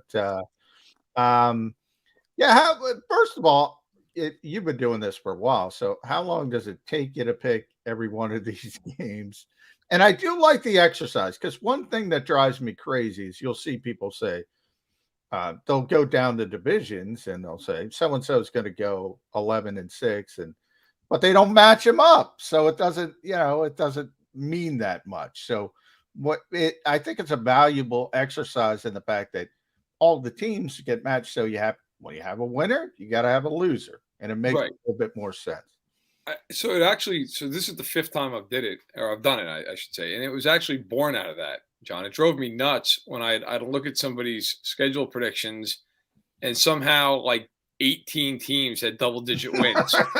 That can't happen. Yeah. So I also like doing it because it familiarizes me with the schedules for every team. It gives me a little bit of an idea. Like, for an example, like the Dolphins are really improved this year. I think most people feel that way. However, they have the hardest 3-game trip of any team. There's only 4 teams that have a 3-game road trip this year. The Eagles are one of them. Yeah. The Chiefs are one of them. The Packers are one of them, and Miami. Miami's 3-game road trip is late in the year. It is all the way across the country against the Chargers. Then it's all the way across the country against the 49ers. And then it's up to Buffalo in late December. Ooh, good luck. And so what that helps me to do is realize, as I'm covering the league in September, Miami better get off to a fast start. Because if they don't, they're in deep you-know-what. Because they're probably not winning those games. So I do it because it helps me to just kind of get used to everybody's slate. It also helps me that sometimes you'll look at a team and maybe in your head you go, 8 and 9. But then you look at their schedule, and it's a lot easier than maybe you thought. You know, that team might win 10, 11 games because they have a really, really easy slate. It sets up well for them. So while I feel like a maniac picking every game in May, it actually really does help me out a little bit to cover the season. More power to you, and it does. It gives you a really good perspective. You just laid one out there, which we're feeling a little bit here in Philadelphia. Maybe you're not, because John told me he's already looked up your pick and you got the Eagles losing week 1. Eagles at Detroit, home Minnesota, at Washington, home Jacksonville. You can make a serious argument the Eagles can get out 4-0, and if not, 3-1's not too shabby either. We look at strength of schedule, break it down into quarters or halves, or however you're going to do it. Would you not agree that the Eagles' first 4 games are on the easier side for them? I would. And if I had to bet my mortgage, I probably would pick them to go 4-0. The thought process is week 1 is always just weird. Yeah. Team, there's always upsets. And when I pick these games, I always try to factor in that I think good teams, no matter who you are, you're always going to lose some game you shouldn't. It's just the way it is in the NFL, right? And then there's always that upset that, like, a team like a Detroit that I don't expect to be particularly good, there's always that weird game that they win because, for whatever the reason. Like last year, week 2, Detroit lost on a 66-yard field goal to Baltimore. Mm-hmm. I mean, it was just one of those games they should have won. It's a home opener. I think the Lions are improved. Now, do I think the Eagles are better? Yeah. And in a normal circumstance, they should win. I think the Eagles are actually a really good team. Look, you look at their record. I picked them to go 10-7. And I think if you look at that, say, you basically think they're the same team. I don't. Their schedule this year, even though the beginning of it is a lot easier, I think is harder this year. Washington should be better to some degree. And last year, the Eagles, for all their success, they didn't beat many good teams. I think this year they will beat some good teams. I think they will make the playoffs again. They'll be much more of a threat this year. I love the A.J. Brown trade, and they had a nice draft. So, I think the Eagles have a very good shot to get off to a hot start. And while I do think Washington's somewhat improved, I don't think they're massively improved. And Dallas, I think, is probably at best the same. Might even have taken a step back with, losing Amari Cooper and Lyle Collins. One of the things I was surprised at, and by the way, so people don't attack Matt in Philadelphia, he does have the Eagles making the playoffs. So you can all settle down as a 10-win team. But I do think a lot of us looked at the way this offseason went, Matt, and said, well, the AFC is loaded with emerging quarterbacks, superstar receivers, right, all over the place. But you got the NFC still, with really, really good teams. And we know the Super Bowl champions starts with them, the LA Rams. You have 12 wins, Tampa Bay, Tom Brady's back, 13. Yep. Aaron Rodgers basically guarantees you 12 wins. I've always said that. You still have Dallas at 12 wins, which people aren't going to like. A little surprised. Were you surprised how many good scenarios you had for NFC teams? I was. When I look at the NFC, I think there are 3 teams that are better than the rest, and I think that's LA, Tampa, and Green Bay. And I would actually say Green Bay is a third in that grouping. I was surprised, to be frank. I had Dallas at 12-5. I didn't think I'd have them at 12 wins. I thought I'd have them more around 10. But I thought the schedule, again, I think the division, look, Washington is slightly improved, but I still think Dallas is capable of beating them handily. And the Giants, I don't believe until I see any kind of real progress out of the Giants. Yeah. So, look, I think Philadelphia is the only team that's capable of knocking them off in the division. Like, if you said to me the Eagles win that division, I would not be surprised. I think it just depends on how much of a jump does Jalen Hurts take. I've always been a Hurts guy. I like him. I think the Eagles like him because this is a year they went out and they really improved around him. I mean, A.J. Brown is a guy with Devonta Smith. Those are 2 real weapons and different weapons. One guy, obviously a burner, more of a lanky guy. The other guy's a big guy, a guy who you can throw an 8-yard pass, who can run a corner and a safety over and go to the house. So I think in the NFC, look, you could make a case for a lot of teams as that 4th team in the NFC in my eyes. You could make it for the Niners, but you don't know what you're going to get out of that quarterback situation. I don't know what you're getting out of Garoppolo and or Trey Lance. If I'm a big Trey Lance guy, it kind of worries me Jimmy Garoppolo is still on that roster. Like, why? Do you not have the confidence in him? Can you just not trade Jimmy Garoppolo? Like, what's going on? I think the Eagles are better than anybody in the NFC South, not named Tampa. And I'd put them right there. I mean, the NFC North, maybe Minnesota, but the Eagles have proven more in recent years than the Vikings have. So, look, the Eagles, I think, stack up pretty well, save for those top 3 teams. Those top 3 teams, in my eyes, they all have flaws, but I think they're the best 3 teams. Whereas in the AFC, because you mentioned how deep it is, I just think the AFC is a meat grinder. You're going to have teams that are really good that don't make the playoffs. Like, I was sitting there making those picks, and I looked at Denver. And Denver went out and got Russell Wilson, signed Randy Gregory. I have him as a 7 seed, and the only reason I have him as a 7 seed is I don't know if Watson's going to play the whole year for Cleveland.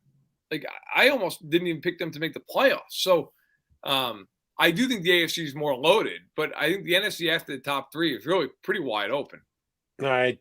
John mentioned this earlier in the show. He and I are in lockstep on this one. Couple teams in the NFC. I'd actually add another one with Seattle that really aren't competing this year, that they're acknowledging with their roster moves, hey, we're not winning this year. This is going to be about getting better down the road. Yep. And that's the Giants and the Bears. I'd put Seattle in there too if they're really going to start. And you could throw Atlanta in there as well. Atlanta's Atlanta.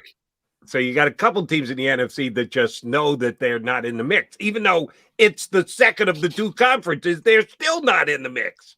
Eagles have 3 games against the Giants and the Bears. They got the Bears, they got the Giants twice because they're in division. You got to go 3-0 in those games, don't you? If you want to stay with Dallas in the NFC East, make a run, a race for the championship and win double-digit games. Last year, they did lose one of the 2 to the Giants. Can they win all 3 of those games, even though 2 or 3 are on the road? Yeah, they better. They better win those games. Because you're right. I mean, look, Jody, I agree with you. I mean, the Bears, I'm based out of Chicago, and people are basically already looking at the draft for next year. I mean, there is no hope for that. That team is a mess. I've never seen a team just actively try, without trying, to sabotage their young quarterback as the Bears have. I mean, they're about ready to sign the three of us to go play receiver. So, no, they're terrible. And the Giants, this is all about cleaning up what Dave Gettleman left behind. That's all this is, right? If you're Joe Shane, and that's why Bradbury's gone, it's just you're just trying to clean house, clear the deck. Yes, from Mara, you're trying to see what Daniel Jones is. I think we've seen what Daniel Jones is. Unless Brian Dable can perform a miracle, I don't think Daniel Jones is long for New York. And then I would look, I mean, even though I actually have Detroit winning the game, I mean, Detroit's better, but Detroit is a team the Eagles should beat. I mean, that's kind of the one upset I picked the other way because, again, I think every good team has one game for whatever reason. It just goes the other way on them. But the Eagles should win that game. And you're right. There's a lot of teams, Carolina is not doing anything in the NFC. I know that now they're trying to because Matt Rule knows that if they don't win this year, that might be time to start looking for new real estate. But they're terrible. Atlanta is awful. I think Atlanta, if you took a poll of most hardcore NFL fans and said name 5 guys in the team, they couldn't do it. I mean, that roster is horrendous. So you've got a lot of teams. Seattle, I'm with you. Like they're awful. So you got a lot of teams in the NFC. As long as the Eagles are healthy, you look at and go, well, they're way better than those teams. And that you start eliminating teams like that. As long as you don't get hurt, you're going to, it's the way it is in the NFL. A couple of teams are going to have injury problems. Will knock them down. So I think the Eagles, are in really good shape. And between the beginning of the schedule and just the shape of the conference, I think it shapes up really well for Philadelphia. Matt, I want to talk about a team I've been talking about because I just haven't understood Mickey Loomis and his plan, and that's the New Orleans Saints. He seems to think they're a contender. They're acting like a contender when you bring in Jarvis Landry and you bring in the Honey Badger. They recently, as we know, Drew Brees started, rumblings of maybe I'll play again, but at 43, 18 months off playing, I'm not sure that's the answer. They lost a Hall of Fame quarterback, a Hall of Fame coach. He seems to think they're ready to compete in the NFC. What do you say? I see a 500 team, 8 or 9 wins. They're pretty good defensively. Marshawn Lattimore, Honey Badger, I watched every snap of his last year in Kansas City, the last 3 years in Kansas City. He is still a good player. He was not the player last year he was the first 2 years. I think there's a reason the Chiefs were allowing him to move on. The Chiefs never made an offer to him. Now, that doesn't mean he's not a good player. He was a Pro Bowler last year. I think deservedly so. But at 30 years old, is it one of these things where, hey, he's going home, LSU guy, grew up in Louisiana, he finds the fountain of youth? Possibly. But listen, between he and Lattimore and Demario Davis and having, of course, Cam Jordan up front, I think they're good defensively. My question with the Saints is I don't know what you're getting from them on offense. And I get Michael Thomas is coming back and Jarvis Landry's coming in. Jarvis Landry, I mean, you remember when he first was out of Cleveland, got cut, he wanted $20 million a year. Yeah. He took 1 year for up to 6. Yeah. Which says nobody wanted to pay him anything. I have my question. I mean, Chris Olave, hey, listen, like every other rookie receiver in the world, he could be great. He could be 400 yards. You don't know. I mean, hell, Eagles fans know that. Look at the difference between Devonta Smith and Jalen Reagor. Yeah. You don't know what you're getting. So I think the Saints are an average team. I also have no idea. Dennis Allen is a head coach for the Raiders. Now, granted, a long time ago, and it's the Raiders. That was a tire fire. He may be great his second go around. Certainly possible. He might also not do well. I mean, you don't know. And with Breeze, look, I wrote a little about it in Stack the Box this morning, but at 43 years old, if I'm the Saints, I wouldn't want him back. No, either would I. Yeah. I mean, he was, look, first ballot Hall of Famer, all the rest of it, an all-time great. The last time we saw him was the 2020 playoffs. He couldn't throw the ball. Nope. I mean, he couldn't drive the ball 10 yards down the field. So I would be shocked if he comes back. Yeah, I think that was Drew stroking his ego after he got bounced by NBC. I could always come back and play. Oh, except you can't really, Drew. So I'm with both you guys there. I don't think he's coming back to the Saints or anybody else for that matter. Do want to ask you about a quarterback who is going to play this year somewhere. He's going to be on a roster. I don't know how much he's going to play. Starter in the league last year. Seems to be a guy without an island right now, and that's Baker Mayfield. I would have believed that the Seattle Seahawks would have reached out, depending on how much Cleveland's going to eat of the contract, that balancing out the compensation that they'd have to give up for him. We're past the draft, so you don't even have to pay till next year's draft. Right. Why is Baker Mayfield still a Cleveland Brown at this point?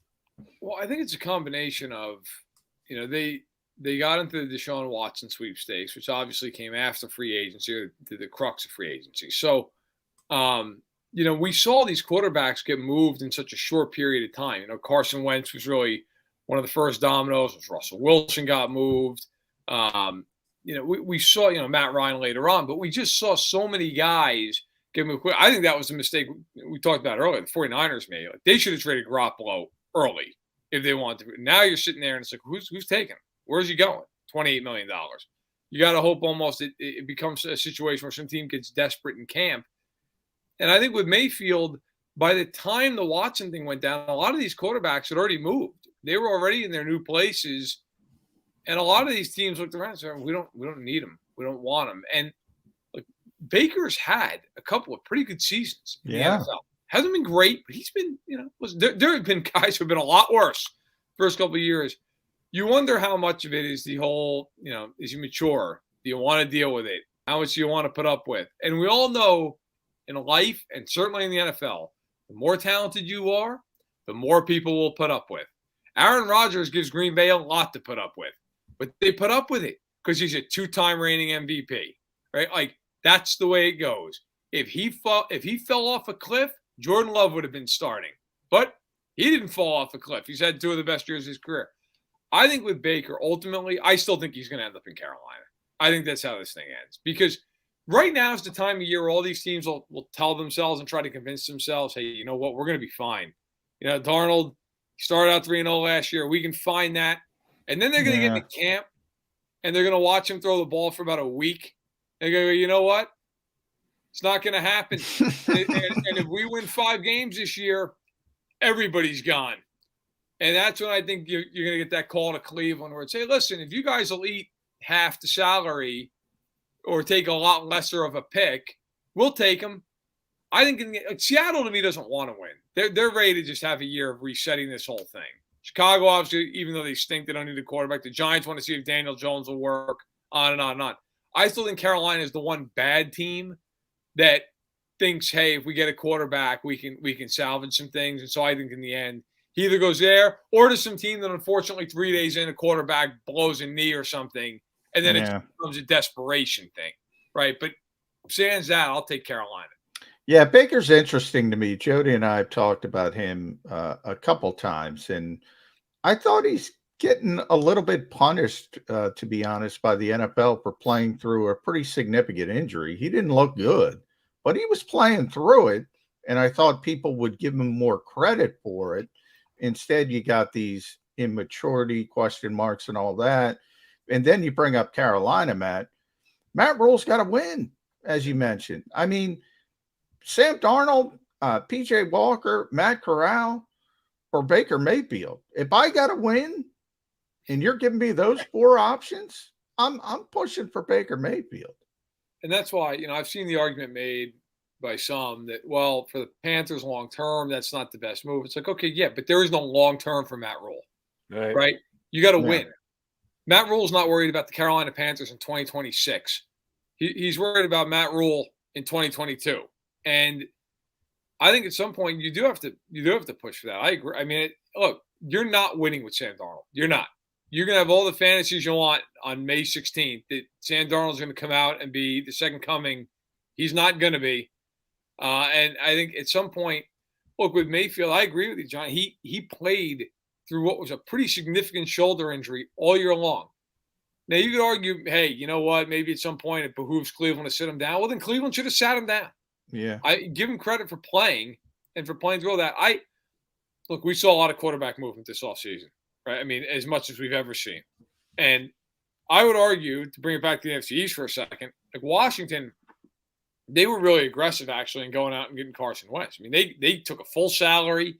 They got a second-round pick. I mean, I remember asking people around the league, what do you think? I'm yet to find one person who thinks that was a great deal for Washington. That was a lot to give up. Obviously, everybody on this show and listening is very aware of Carson Wentz. And I will say this. I'm not trying to bash him, but, normally when you hear stuff about character and all behind-the-scenes things, normally you will hear players, coaches come out and say, hey, that's not true. That's not true. I was at the Combine.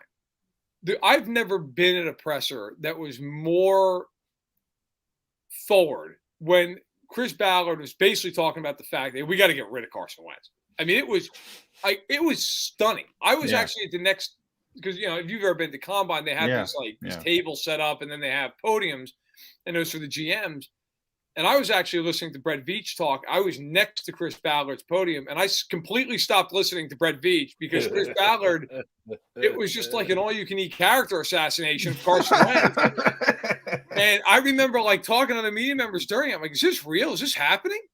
Like, he is just killing this guy, and they're trying to trade him. Yeah. And I always believe, look, Wentz has physical talent. No one would ever deny that. And you're now on your third team in 3 years. Despite the fact that the Colts give up a first and a third for you and paid you all this money, and you won 9 games. Yeah. And they still wanted no part moving forward. The reason I bring that up is you'd think Mayfield would be more attractive than Wentz in a lot of ways. Yeah. Younger. Yeah, the character concerns maybe to some degree, but I don't know as much. And yet Mayfield's still sitting there. Like, if you said to me, you got to win 10 games, who do you want? I would take Mayfield personally. Mayfield. Yeah. Yeah. I would. But I think it's a circumstance. It's left him kind of in the wind. All right. We've talked a lot about the Eagles draft since it came down. Howie Roseman did Howie Roseman-like things, moving up, moving back. Howie loves to do it, and he's pretty damn good at it. And despite the fact that the Eagles went with quality over quantity, started the draft with 10 picks, ended up with only 5 drafted players. It cost them to get A.J. Brown. It cost them to move up and get Davis. So Howie played it a specific way. I do. John does. Most of Eagles Nation thinks he played it well. I think they had one of the better draft 3-day periods, because you add A.J. Brown into that mix, as any team in the NFL. Who else was up there with you? Who, when everything was said and done, you said, damn, this team is better because of the last 3 days? We think the Eagles fit that description. Do you, and who else is in that description for you off what they did draft weekend? I do. I thought the Eagles had a great draft. Look, you first of all, A.J. Brown, for me, is part of that draft. I mean, you traded a pick to get him, but he essentially came up in that draft weekend.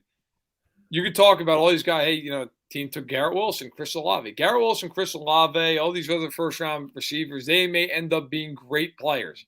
I know A.J. Brown's a great player. And he's at the apex of his career. Yeah, 4 and 100, fine. So what? I mean, you're really only paying him $57 guaranteed, and you go from there. But I think it was a home run. I loved the way the Eagles went out and beefed up the middle of their defense. I mean, whether you're talking about Davis, who is an athletic freak. I mean, this is a guy who ran a faster 40 than Patrick Mahomes. I mean, that is 340 pounds. Yeah. So, and I always like Nakobe Dean, of course, I think was the steal of the whole draft. Everybody lets a guy fall 60 picks. What, because he has a pec issue? Who cares? Even if he was limited by it in year 1. So what? I'm taking that kid all day long. That kid was a top 20 talent in the draft. And I always believe in, look, the NFL's changed from the way it was when I grew up in the 90s and the early 2000s, where, teams just, you had 2 receivers, third down, you brought a third receiver out there. Like nowadays, everybody throws the ball 100 times. But you still have to win in the trenches. If you don't win there, you can't win. Well, Jordan Davis can help you win there. Nakobe Dean should help you win in there. And then, look, you also brought in 2 guys off one of the best college defenses anybody's ever seen.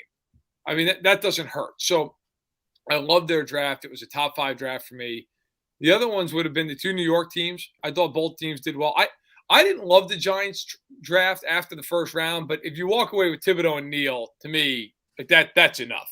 You can make an argument those are 2 best players in draft. So I thought they did well. I thought the Jets did really well all the way through. I thought Baltimore had a great draft. And it feels like that's an annual thing. Yeah, it is. Ravens, nobody knows who they are better than the Baltimore Ravens. It's amazing how, like, the Ravens will come up the pick and you'll look at the board and you almost know who they're going to take. You're like, oh, they're going to take Kyle Hamilton. Yep. They're going to take Linderbaum. Yep. That's who they took. And I thought Kansas City had a really good draft. Now, Chiefs had a ton of picks. They had 12 picks to utilize, ended up taking 10 players. But I thought the Chiefs got a lot of value in McDuffie and Karlaftis in the first round. They got Sky Moore. So I thought those teams, and look, it's no coincidence that all 5 of those teams either entered the draft or exited the draft with at least 2 first-round picks. And a lot of ammunition. I thought they used it well. Yeah. And that's part of it with the Giants and Jets. If you're in the top 10, you better do well if you have a couple picks. But with Baltimore specifically, Matt, because that was the team I was on, and it seems like everybody in the NFL knows Eric DeCosta. Well, the Eagles jumped up to 13 because they thought the Ravens were going to take Jordan Davis. But the Ravens are always ready with that contingency plan. They had 6 picks in the 4th round. Every time I looked up in the 4th round, Matt, they were taking a pick, and I said, man, that's a good pick. That's good value.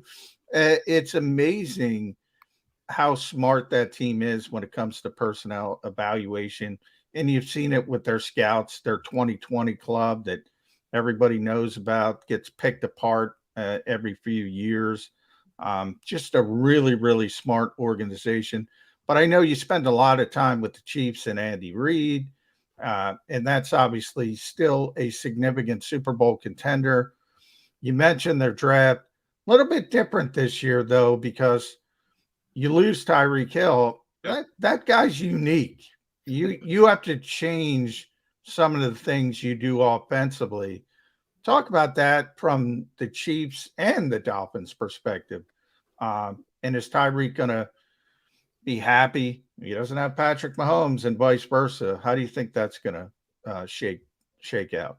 Yeah, well, I mean, from the Tyreek perspective, listen, I think he's pretty happy because he got paid a boatload of money. So he's probably down in South Beach. I think he's doing okay. But I think you're right. I mean, he doesn't have Patrick Mahomes anymore. I still think he'll be a great player. He is one of the most athletic players in NFL history. He's so unique to the way he plays.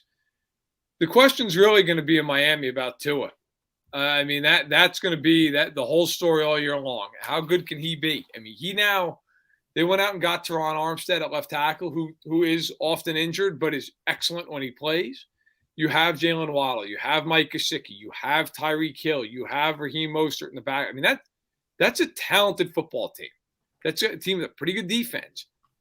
I'm not saying they should win the Super Bowl. I don't think they're a Super Bowl team, but Miami, if Tua is better, that should be a playoff contending team, even in a loaded AFC. But I think it is, for Tyreek, it's going to be different. You're not just going to be airing it out. Now, on the other side of it, for Kansas City, they've been open about the fact that they wanted to re-sign him. And then Devontae Adams happened and Christian Kirk happened, and it just everything's skyrocketing. And they decided, hey, look, we'll take the $75 million in cap space over the next couple of years and 5 picks. And we feel like we can figure it out, still having Patrick Mahomes and all the other talent that they have. I think it changes mostly the way defenses will cover them. I mean, last year they could not throw the ball over the top. Kind of famously, it got to a point where teams were playing 25 yards off the line of scrimmage. Everything was a cover 2. Everything was, we're going to play as far back as humanly possible. The Eagles actually, I mean, they played the Chiefs last year. Now, that game, the Eagles couldn't stop Kansas City, but that was also a game where if you go back and look at it, like most teams, I mean, the Eagles just played back. I mean, everything was back, and the Chiefs still found a way a couple times to get over the top. But as the year went on, they couldn't get over the top. And I think that was part of why they may be saying, look, if we're going to get a bunch of cap space and 5 picks, we got to roll the dice a little bit. Now, it could blow up in their faces big time. But I think a lot like Green Bay, you're betting on the quarterback. You're betting on the quarterback, the offensive line, Travis Kelce, and then they went out and they got Juju Smith-Schuster and a bunch of – I think it's going to be more of an ensemble. It's going to be more of a TV show and an ensemble than it's going to be 2 big movie stars. Since you went there, I want to get follow-up questions in on both the Dolphins and the Chiefs, who are exciting teams coming into the season. Number one, what do you think of the Dolphins' kind of avant-garde, I would use the word goofy, head coach, Mr. Coming in from Mike McDaniel, coming in from the West Coast? Either he's a mad scientist genius or he's going to be an overmatched guy in the NFL. I'm not sure which. I'd love to be able to say which one I think it is, so I want to get your take on it. And number two, Kansas City question. Justin Ross was a kid who I remember watching playing his freshman year at Clemson. And I said, damn, freshman, this kid might be the best receiver in all of college football. And he's had just injury issue after injury, goes completely undrafted, signs with the Chiefs as an undrafted free agent. No, those medical issues are still a big deal. Has he been able to get out there on the field and show them anything? If you've heard anything from your contacts within the organization, that they think he's a guy who can actually make the team and contribute this year. So they do. Starting with Kansas City, they do believe that. They gave him a clean bill of health, which I will say, knowing that organization, if they do that, they really feel that way. I mean, that, and to speak to that point, last year they drafted Trey Smith, who's a guard in the 6th round. And I don't know how familiar anybody in Philadelphia is with him, but he was a guy who was really probably a top 50 talent in the draft, but had blood clotting issues. Missed time as a sophomore in Tennessee, didn't have any issues 2 years after, but a lot of teams took him off their board, and the Chiefs went to the mat essentially with their team doctors the day that they drafted him, day 3 of that draft, they cleared him. And last year he was excellent for them. I mean, essentially played at a Pro Bowl level. He got overshadowed by Creed Humphrey, but was almost everybody's good. And I think with Justin Ross, now they didn't invest a draft pick, obviously. He was undrafted free agent, as you mentioned, but they do feel like the talent's there. He was out there for rookie minicamp, knocked some of the rust off. And you look at their room at receiver, they usually keep 6. Well, they're going to keep Marquez Valdez-Scantling and Juju Smith-Schuster. They're going to keep McCole Hardman and Sky Moore. And then after that, you look at it and go, he's got a shot. I mean, he's going to have a shot to make that roster. They still have Josh Gordon, who at this point, I don't know. I mean, is he ever going to make any kind of a comeback? I kind of feel like maybe that time's passed, but he is still there. But yeah, I think he's going to have a real shot to make the team. And they'll have that open competition toward the back end of that depth chart. As far as Miami, Mike McDaniel's definitely a different guy.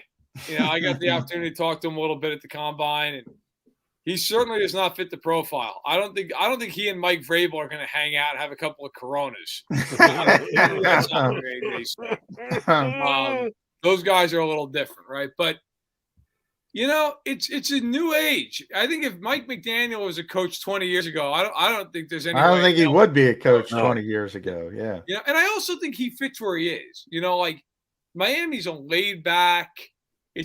I can't imagine him in Philly, right? Like that just doesn't play. If you're 0-1 or 1-2 and you come out and you have that attitude, you're getting killed. And talking radio is just taking you to the cleaners. New York, somewhere like that. Like that just doesn't play. Miami, you might play a little more, but it's interesting. Let's be real. If you're media friendly, a lot of times as a coach, it's like, oh, this guy's going to be really good, and you like him intrinsically. I have no idea what he's going to be. He might be good. I thought Brian Flores was a pretty damn good football coach. True. And they got rid of him, and you bring in Mike McDaniel, who might be great, might not be. Look, it's going to come down to Tua. Like Mike McDaniel could be Vince Lombardi, but if Tua can't throw the ball 12 yards down the field to Tyreek Hill and Jalen Waddle, it doesn't matter. So it's interesting. They're going to be, I think, fighting to try to get ahead of New England in that division. It is always interesting when Matt Verderam joins us here on Birds 365. MV, appreciate your Eagles insight. Appreciate everything in the rest of the National Football League, and especially appreciate, oh, by the way, I'll predict now above 500 on your 272 predictions. I say you have a winning record this year on predicting the entire schedule months before it ever starts. Great stuff on your spot. Appreciate you coming on with us today. We'll get you up in a couple of weeks again. Thanks, bud. Hey, no problem. Thanks a lot, guys. Thanks, Matt man. Verderam. Fansided. Got to check him out, fansided.com, and his Stacking the Box podcast is one of your better football podcasts out there. All right, Johnny Mac, Jody Mac. Oh, we got a couple of minutes left. You know what we got to do? Put a bow on the show.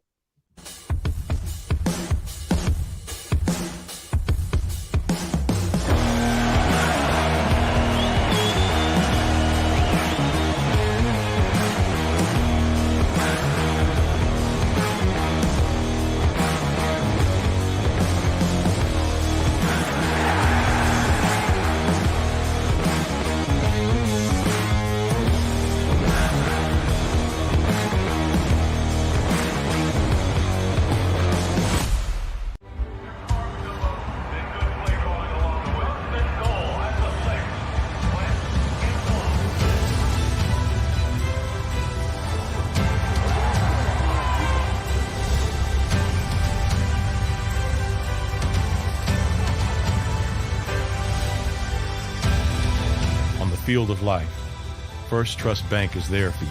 Champions on three. 1, 2, 3. Because Philadelphia dreams deserve a Philadelphia bank. At Action News, we cherish every moment, and it's our profound responsibility to bring you closer to your world. Never miss a moment. Trust the people at Action News. In Philadelphia, we celebrated the miracle with pride only 5 years ago. And then the following morning, IBEW Local 98 members went back to work, building this city, rescuing our communities from decay, and inspiring the young men and women of the region to take pride in who we are. Like the Cats, Local 98 members believe in hope. To learn more about who we are, what we do, and career opportunities with Local 98, visit us, IBEW98.org. All right, did you know I was the mommy slam dunk champion? Really? Yes, really, don't sound so surprised. Let's see it. Oh, you're ready. All right, here we go. Let's hear the crowd. So go to right, I go to left, fake 'em out. Mama, go up, up, up. She did it. Again? You can't avoid gravity, but United Healthcare can help you avoid financial surprises by helping you compare costs and doctor quality ratings. United Healthcare. At Stateside Vodka, every new customer gets the world's best rocks glass, free. You're telling me that bottle is cut in half? You could say that.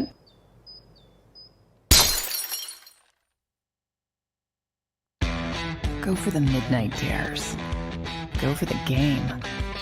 Go for the hits. Go for the fans. Go for the win. Go to Ocean Casino Resort. Book your trip at theoceanac.com.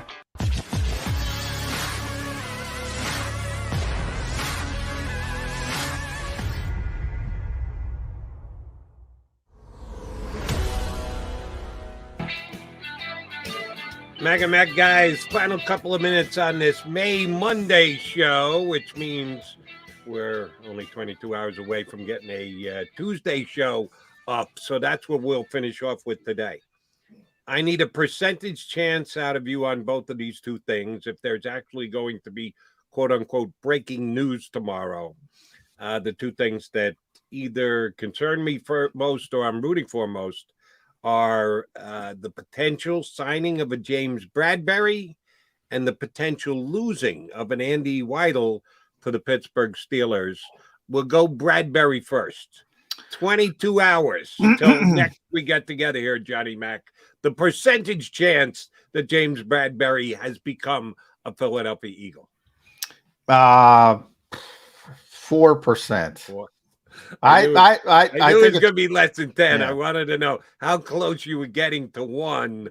You're going with 4, huh? Yeah, it's pretty clear people are going to wait this out. Certainly the Eagles, and I think it's clear that nobody's struck right away.